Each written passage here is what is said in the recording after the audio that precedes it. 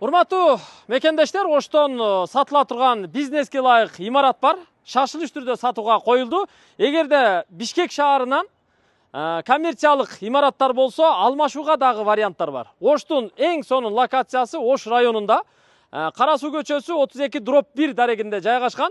Бул жагы Кара суу көчөсү, мына үйдүн нар жагы эле Кара суу көчөсү, ылдый жагы Вещевой рынок. Ал эми наркы тарабы болсо Мээрим Капитал ресторандары. Бул тарабы болсо имараттын арка жагында Пожарный Масалиев проспектисинин боюнда. Анан Мегакомдун башкы имараты жайгашкан. Ал эми бул тарабы Зайнабидинова жак, же болбосо Нариман мектеби бар бул жерде. Ушул үйлөрдүн ортосунда жайгашкан 6 сотукка жакын жер аянты Кызыл китеп боюнча 5,82 чарчы метр сотук чыгат. Имарат өзү туугандар, бул Союз убагында Союздун гос стандарты менен курулган имарат, капитальный имарат. Ремонту 80-90% мындай иштеткенге даяр. Төрдө бир 2 бөлмөсү бар, аны кошумча ушу ремонт кылып алса болот. Нарагынан да кирсе болот, негизги кире бериш эшиги бул жакта. Имараттын жалпы аянты 200 чарчы метр чыгат, артында 46 чарчы метрлик гаражы дагы бар. Айланасы мына темир решетка менен коргондолуп тосулган. Жүрүңүздөр, мен азыр көрсөтүп берейин. Имаратты шашылыш түрдө сатууга коюп жатат. Буга чейин иштеп келген. Азыр бош эле турат. Имараттын ичиндеги мына эмерек техникалардын бардыгын көчүрүп, тазалап алып чыгып кетет, калганын сиздерге бош боюнча калтырат. Мына кирип келдик. Буга чейин бул жер кондитердик цех катары иштеген экен.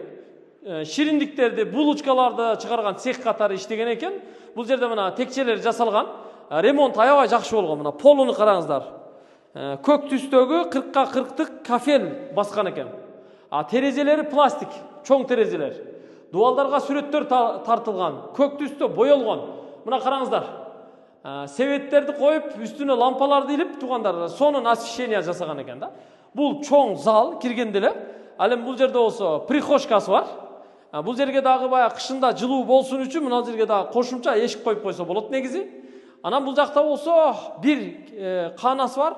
Бая жетекчинин, менеджердин кабинети. Директорский деп койсок болот. Мына бул жерде бир кабинет. Узун туурасы 3,5 × 3,5 көкмөк түстө боелгон, жарыгы коюлган, терезеси пластик.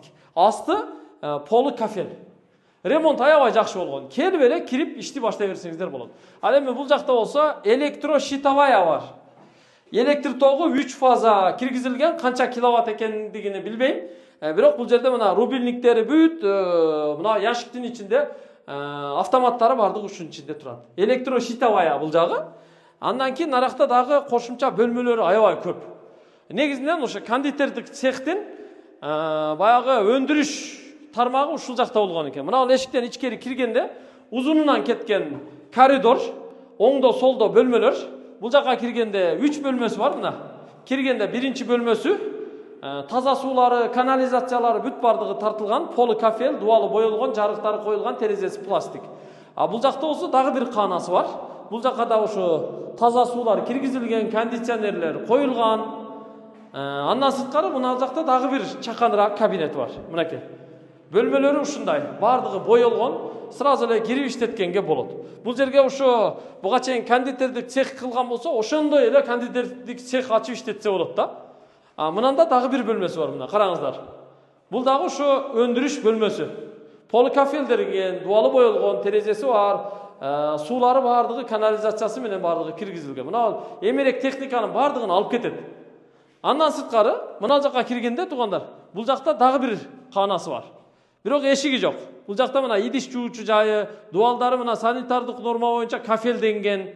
Андан кийин мына жакта төрдө дагы 2 бөлмөсү бар. Биз айткан ошо төрдөгү 2 бөлмөсү ремонт болгон эмес.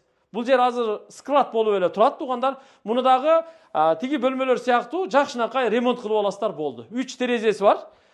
Бул ошо Союз убагында кандай ремонт, кандай курулган болсо ошондой эле боюнча турат. Муну эми 2 бөлмөнү ремонт кылып алыш ол оңой эле нерсе. Анан бул жакта запасной ход бар. Кара суу көчөсү тараптан киргенде. Азыр сыртынан айланып көрсөтөбүз. Анан мына төрдө дагы бир каанасы, кабинети бар. Бул дагы ремонт боло элек, азырынча мына склад боюнча турат. Буларды дагы ошо өндүрүш каанасы, кабинет кылып иштетсе болот да.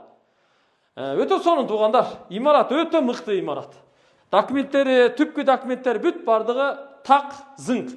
Бул жакта болсо мына уборный, киргенде эле кол жуучу жайы, төрдө болсо мына ажаткана, унитаз коюлган, кафел, краска бүт бардыгы болгон. Бул жагы женский, бул жагы мужской. Женский, мужской кылып, экөөнү эки жакка бөлүп койгон туугандар. Ушул имарат азыр сыртка чыгалы, айланып сыртынан дагы сиздерге көрсөтүп коелу. Бул жерге интернет келген, 4-5 жерде камера коюлган. Ана мына жерге кондиционер койгон, бирок сыртындагы агрегатын алып кетиптир. Азыр эми бул жерде мына кондиционер эмеректердин бардыгын алып кетет, калганы бүт калат туугандар. Калат дегенде эми камерада калат, мына освещениялары калат. Болду туугандар. Күлүчүнү тапшырат, документтерин өткөрүп берет, акчасын шыр эсептеп бересиздер. Бишкек шаарынан дал ушундай бир коммерциялык объект болсо, алмашууга вариант бар. Ал жагын эми өзү ээси менен сүйлөшүп келишип аласыздар. Жер аянты 5,182 чарчы метр, тагыраагы 6 сотыкка жакын десек болот. Азыр мындайынан айланып сиздерге гаражын дагы көрсөтүп коелу. Мына айланасын көрүп турасыздар, темир решетка менен атайын астына фундаментти куюп тосуп чыккан. Ичинде болсо мына дарактар бар. Бул жагы мына үйлөрдүн ортосунан кирет. Бул жакка чыкканда эле вещевой рынок. Мына жерде мурда Ностальжи деген кафе болчу. Бул жакта болсо Акак тиш клиникасы, нар жагы Мээрим рестораны, Капитал ресторандары жайгашкан. Жанагы коридордон түз келгенде ушул эшиктен кирип чыгат. Бул запасной выход. Мына жерде дагы бир аз короосу бар. Анан чек арасы мына ушул жерге чейин келип такалат. Кызыл китеп боюнча. Мына ушул дарактарга сетка тосмого чейин. Бул жакта гараж бар. Эгер бул жерде өндүрүш боло турган болсо, сөзсүз түрдө ушу унаа киргизгенге, кандайдыр бир азык түлүктөрдү сактап койгонго бул жака гаражы бар туугандар. 2 унаа батат, 46 чарчы метр. Узун. Ана муну туугандар баягы жакшылап пенаны чачып, ичине агрегаттарды коюп, жана холодильник жасап ала турган болсоңуздар, бул жакта өндүрүлгөн товарларды, мисалы, бул жака муздак сактап туруп реализацияга чыгарса да болот да. Ушундай бир жагдайлары бар, жакшы жагдайлары. Бул имаратты шашылыш түрдө 350 миң долларга сатууга койду. Бизнес кылганга өтө сонун. Бир эле бул жерде ушу кондитердик өндүрүш кылбастан бул жерди кеңсе катары иштетсе болот. Учебный центр катары, кайсы бир компаниянын офиси катары иштетсе болот бул жерде. Бизнестин көп түрүнө иштетсе болот бул жерде. Аябай сонун имарат. Ушул эме бардыгын көрсөттүк. Карасузская 32/1 дареги болуп калат. Мына караңыздар.